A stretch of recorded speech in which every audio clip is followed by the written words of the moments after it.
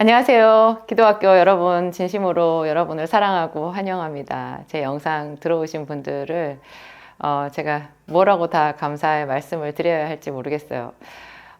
벌써 어떻게 하다가 한 해가 다 가고요. 올 초부터 제가 생각해 보니까 제 삶에 얼마나 많은 일이 있었나. 여러분들도 다 마찬가지시겠죠. 한 해를 마무리하면서 이제 오늘 또 제가 영상을 찍는 오늘이 크리스마스 이브인데요. 제가 토요일 날 지금 스튜디오에 나왔어요. 그래서 그동안 여기 잘 오지 않았더니 이 안에 냉기가 가득해가지고 제가 지금 몹시 추운 느낌이 들거든요. 그렇지만 또 하나님 말씀 생각하고 또 여러분들을 생각하면 제가 그냥 충분히 몸과 마음이 다 따뜻해지는 것 같아요.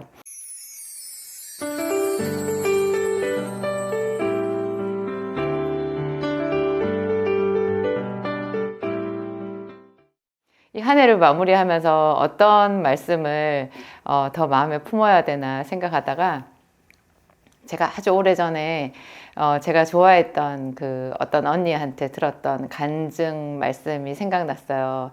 그 언니가 그랬거든요. 제가 대학교 다녔을 때였는데 한 번은 전철을 타고 가고 있는데요. 전철 안에서 어떤 사람이 간증을 하더래요. 예전에는 그런 거 많았어요. 전철 안에서 사람들 그 전도하면서 자기 간증도 하고 어쩌면 그렇게 용감한지 그런 사람들이 있었잖아요. 근데 그분이 자기가 죽을 병에 걸려서 하나님의 은혜로 다시 살아났다라는 거예요. 그 전철 안에서 간증하시는 분이 자기는 정말 죽을 목숨이었대요. 그런데 이렇게 해서 하나님이 기적적으로 자기를 다시 살려주셔가지고 그때 자기가 많이 아플 때 하나님께 서원을 했대요. 나를 다시 살려주시면 내가 정말 주를 위해서, 주의 이름을 위해서 살겠다고 그렇게 서원을 했다고. 그래서 그 전철 안에서 그 간증을 하면서 여러분들도 예수 믿으시라고 그렇게 말씀을 하더라는 거예요. 그래서 그 언니가 그 이야기를 들으면서 속으로 충분히 뭐 그럴만하네. 뭐 죽을 뻔하다가 다시 살아났으니까 저렇게 열심히 살만하네. 약간 좀 냉정하게 그런 마음이 들었는데요. 얼마 안 가서 자기 안에서 성령의 음성이 들렸다는 거예요. 성령께서 이 언니한테 얘기하셨대요. 너도 죽었다가 다시 산 자다. 왜냐하면 거듭났잖아요.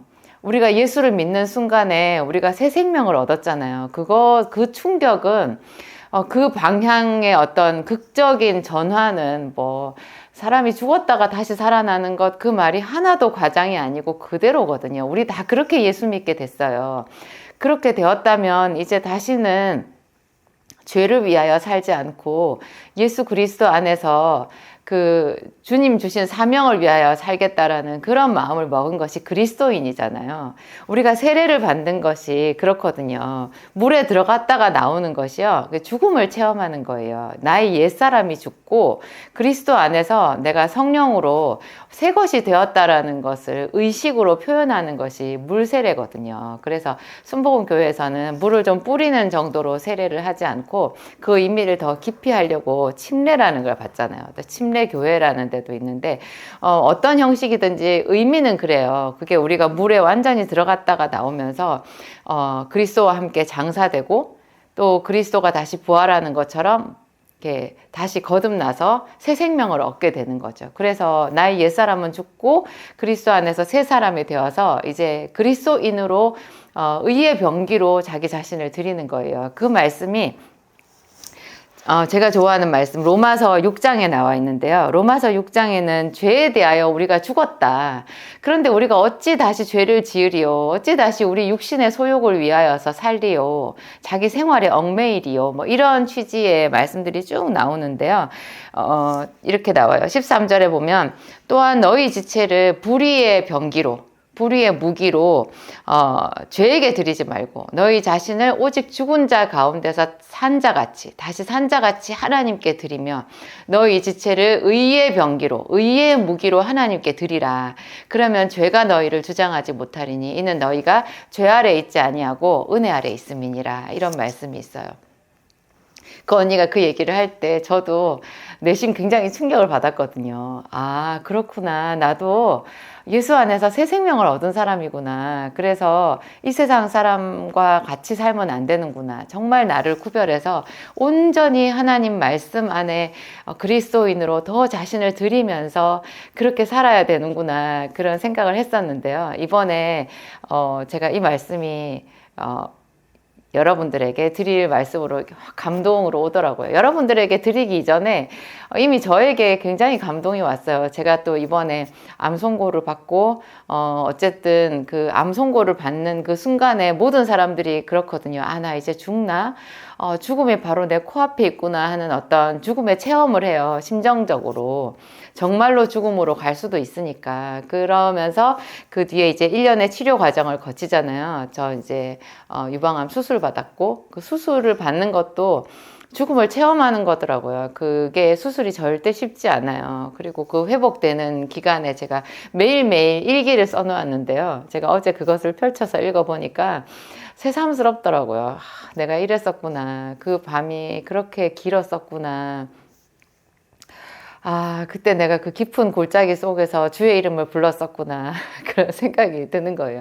그 다음에 이제 항암은 제가 한 번 하고 말았는데요. 항암 주사 한 번 맞고 나서 와, 이거 다시 맞을 주사 아닌 것 같다. 저는 그 회복이 지금도 회복 중이거든요. 그 1차 주사 한 번 맞은 걸로. 근데 뭐 사람들 8차까지 뭐 어떤 사람은 열 몇 차까지 맞으시는 분들도 있던데요. 이런 그 죽음의 체험을 하는 것이 또 유익이 많이 있는 것 같아요. 그게 우리가 하나님 안에서 내 목숨이 내 목숨이 아니라는 것, 하나님의 은혜로 내가 매일매일 살고 있었다라는 것, 그런 거 있잖아요. 그래서 내가 조금만 기운을 차려지면 어떻게 말씀을 봐야 되겠다. 내가 그때는 그렇게 했었는데 이번에는 다시 내가 기운 차려지면 뭐 그런 실수는 반복하지 않고 또 더 하나님 말씀 안에서 찬양하며 살아야 되겠다. 그렇게 하면서 제가 그걸 견뎠던 생각이 나거든요. 그리고 제가 처음에 암 선고를 받았을 때도 만 하루가 되지 않아서 제가 정신을 바로 차렸던 것 같아요. 아, 지금이야말로 은혜를 받을 만한 때고, 지금이야말로 내가 정금과 같이 하나님께 제대로 된 순전한 찬양을 드릴 시점이다. 그런 생각이 들었었거든요. 그래서 제가 계속해서 하나님께 원망하지 않고 전혀 원망이 나오지 않는 거예요. 이거는 하나님의 선하심의 기초에서 보았을 때 이때야말로 내 믿음을 하나님께 보이고 더 하나님과 깊은 교제 가운데에서 사람이 상상할 수 없는 좋은 은혜를 받을 시기가 아닌가. 항상 하나님은 그렇게 하시더라고요. 그게 하나님의 성품이시더라고요.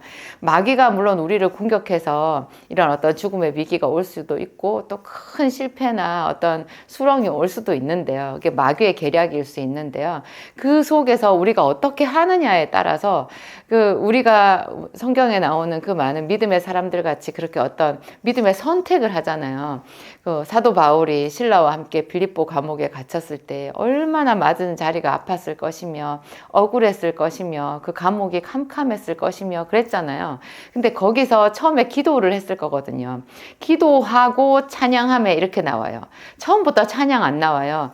기도를 하면 그 기도가 깊어지면서 하나님의 섭리에 자기의 몸과 마음이 실리면서 모든 것이 그냥 하나님께 맡겨지면서 그 다음에 나오는 것이 찬양이거든요. 그렇게 찬양을 했더니 그 메인 것이 다 풀리고 옥문이 그냥 열리고 그뿐이에요. 그 빌립보에 있었던 그 감옥 안에 있었던 죄수의 마음과 간수의 마음의 빗장도 같이 열린 거예요.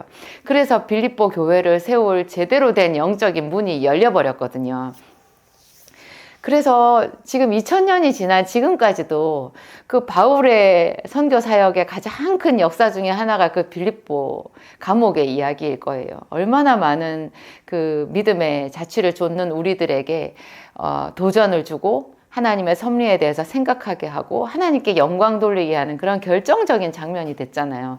우리의 삶에도 그런 것 같아요. 우리가 아무리 뭐 평생 어떤 어려움을 겪은들 사도 바울같이 그렇게 억울하고 그렇게 처참할까 하는 생각이 드는 거예요. 뭐 그 정도라고 해도 하여튼 그 상태에서 우리가 선택할 거 기도하고 하나님의 선하심을 믿고 그분의 이름을 부르는 거예요. 그러면 하나님이 그 자리에서 다니엘의 사자굴에 역사하셨던 것처럼 그 자리에서 하나님이 역사하시면 모든 것이 반전된다라는 것. 반전의 결정적인 그 시점이라는 거 있잖아요. 그 부분이. 어떤 전환점의 시기라는 거. 제 삶에 있어서도 하나님께서 참 많은 은혜를 주셨지만 또 한 번 더 저의 삶에 결정적이게 하나님께서 뭔가 역사를 일으키실 일이 있나 보다 제가 그렇게 생각했었는데요. 정말 그랬어요. 저희 집이 제가 가끔 제 간증 얘기하면서 저희 친정집, 제가 자라온 저희 엄마 아버지 집 이야기를 하잖아요. 그 집에 그 뿌리 깊은 그게 있어요. 하여튼 그게 부패하고 썩고 그래서 정말 하나님과 원수된 그런 뿌리들이 남아 있거든요. 그게 저한테 얼마나 아픔인지 모르는데 제가 제 힘으로 어떻게 해야 될지를 모르겠는 거예요. 그거를. 내가 그거를 갖고 씨름을 하다가 제가 항상 오히려 더 죄만 짓는 것 같아요. 더 슬프고 원망이 나오고 막 이러니까. 그런데 하나님께서 제가 일일이 그 얘기를 지금 다 드릴 수는 없지만, 저의 그 투병 그 가운데에서 한 2달 되는 그 투병 가운데에서, 신의 한 수를 몇 개를 가르쳐 주셨거든요. 신의 몇 수가 되네요. 정말 제가 하나님께 영광 돌리고 그래서 그뿐이 아니고 이제 그거는 아주 작은 어떤 제가 이제 발견한 한 몇 가지에 불과하고요. 제가 그렇게 믿음으로 선포했어요. 헤아릴 수 없이 좋은 것이 이제 나에게 오리라. 여러분들도 지금이 은혜 받을 만한 때요. 지금이 구원을 얻을 때라. 그 말씀을 항상 간직하시면 좋겠어요. 그리고 제가 여기 기도학교잖아요.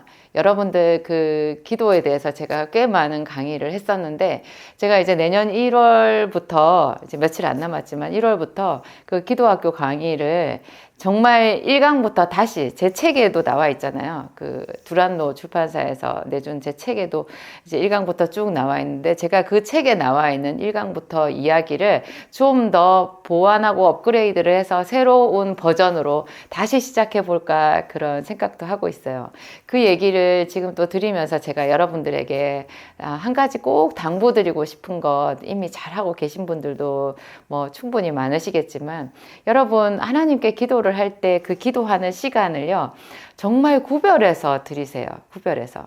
제가 간증하면서 그런 얘기 했을 거예요. 제가 무시로 하나님께 기도하고 계속 질문하고 이렇게 했는데 어느 날 하나님께서 저에게 네가 나와 상관이 없다.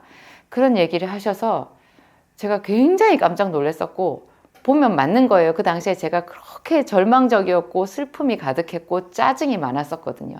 여러분들 중에 정말 슬프고 범사에 짜증이 많고 남편이 밉고 이렇다면 여러분 굉장히 의심스러운 상황 가운데 있는 거예요. 그때 저처럼 하나님과 멀어져 있을 수 있어요. 심지어 저한테 하나님이 네가 나와 상관이 없다라고 말씀을 하셨거든요. 제가 왜 그렇게 됐는지는 모르겠는데 확실했어요. 그때 하나님께서 말씀하셨을 때 그게 사실이더라고요. 그때 제가 하나님께 그러면 하나님 저를 훨씬 더 힘든 곳으로 보내주세요. 그러면 제가 제대로 기도하지 않겠어요. 이렇게 말했어요. 저도 모르게 사실을 말한 거죠. 제가 무시로 기도했지만 제대로 기도하지를 않은 거예요. 제대로 시간을 따로 떼어서 집중해서 하나님께 기도하는 시간이 여러분 1시간은 있어야 돼요. 하루에 1시간. 집중해서 하나님 앞에 순전하게 누르기 없이 드리는 시간 있잖아요. 그걸 기도를 한다고 성경책을 펼쳐가지고 온갖 생각하다가 또 뭐 어디 갔다가 왔다가 전화를 받았다가 뭐 이렇게 있잖아요. 막 잡념이 가득한 그렇게 보내는 시간 뭉뚱거려서 그게 하루 1시간 될 거다라고 생각하는 거는요. 우리를 우겨싼 이 영적인 공격을 돌파하는 힘이 없어요. 그래서 하나님과 관련이 없어지지 않나 제가 그런 생각을 해요. 마귀를 제쳐놓고 생각하면요. 우리가 하나님 앞에 많이 섭섭한 생각이 들어요. 왜 하나님 내가 이렇게 기도하는데 안 들어주시나. 그런데 여러분 분명히 알고 계셔야 돼요. 우리와 하나님 사이에 마귀가 있다는 것. 그런 증거는 성경에 수도 없이 많잖아요. 예수님이 사역을 하실 때 어디를 가나 귀신 들린 사람들이 있었고 그 귀신이 예수님을 방해했고 사도 바울도 귀신과 맞닥뜨렸잖아요. 빌립보에서. 그 다른 곳에서도 사람을 통해서 귀신들이 역사한 이야기들이 많이 있었고요. 구약 성경에도 그렇잖아요. 뭐 스가랴서에도 보면은 그 대제사장 여호수아 옆에서 대제사장이 더러운 옷을 입고 있었고, 어떻게 된 영문인지 더러운 옷을 입고 있는 거예요. 근데 그 옆에 마귀가 서가지고 하나님 앞에서 대제사장 여호수아를 참소하는 거를 스가랴 선지자에게 보여주신 장면이 있잖아요.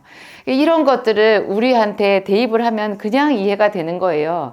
그래서 예수님께서도 제자들한테, 귀신을 쫓아내지 못하는 제자들한테 기도 외에는 이런 유가 나가지 않는다. 이런 유가 뭐예요? 귀신인 거예요. 우리를 회방하는 귀신이 있어요. 그 귀신이 왜 우리를 회방해요? 우리도 모르게 무시로 짓는 죄가 우리를 더럽게 하는 거예요. 그 죄를, 아주 작은 죄, 선악과를 먹은 죄 때문에 아담과 하와가 에덴 동산에서 쫓겨난 거를 생각해 보면요, 우리는 얼마나 죄가 많겠어요. 범사에. 그런 짜잘한 죄 때문에라도 마귀는 계속해서 우리를 공격하는 거예요. 우리가 뭐 그 지은 죄만큼 자주 회개를 하나요? 그리고 회개만 하면 된다고 할 것 같으면 예수님께서 그 많은 우리가 어떻게 살아야 되는지 하는 그런 말씀들 있잖아요. 뭐 산상수훈이라든지 잠언서 말씀이라든지 뭐 이런 이야기 있잖아요. 그 율법의 말씀, 계명의 말씀을 뭐 하러 주셨겠어요? 계명의 말씀 하나도 몰라도 죄 다 짓고 회개한다고 하면 끝이라고 할 것 같으면 계명이 필요가 없잖아요. 그런데 예수님은 계명의 말씀을 주셨어요. 그래서 이런 모든 것을 보았을 때 우리의 기도는 결코 호락호락하지 않고요. 그래서 제대로 집중해서 그 순도를 높인 정금과 같은 그런 기도를 드리기 위해서 애쓰셔야 돼요. 그래서 제가 여러분들한테 예비기도라는 말씀도 드린 적이 있을 거고요. 그 1시간의 기도를 위해서 다른 시간 동안 그 기도를 위한 예비기도를 하는 거죠. 하나님, 제가 그때 하나님 앞에 나아가서 기도를 할 텐데 하나님 저를 도와주세요. 이런 예비기도도 필요하고, 또 그 기도의 집중도를 높이기 위해서 우리가 지금 말씀을 배우는 거잖아요. 이런 말씀이 늘 충만해져 있어야 그 말씀으로 하나님 앞에 나갔을 때 마귀가 들어올 틈이 없어요. 마귀가 어떤 생각을 줄 때마다 우리가 그 말씀으로 이겨내야 되기 때문에 항상 이 말씀으로 자기를 채우는 그런 것들이 필요한 거죠. 하여튼 여러분, 내년에 많이 기대해 주세요. 제가 제 책 진약사의 기도학교를 펼쳐놓고 거기 1강부터 새롭게 제가 또 묵상하면서 하나님께 받은 말씀으로 기도학교 시작해 보도록 하겠습니다. 메리 크리스마스, 그리고 해피 뉴 이어. 여러분 진심으로 감사합니다.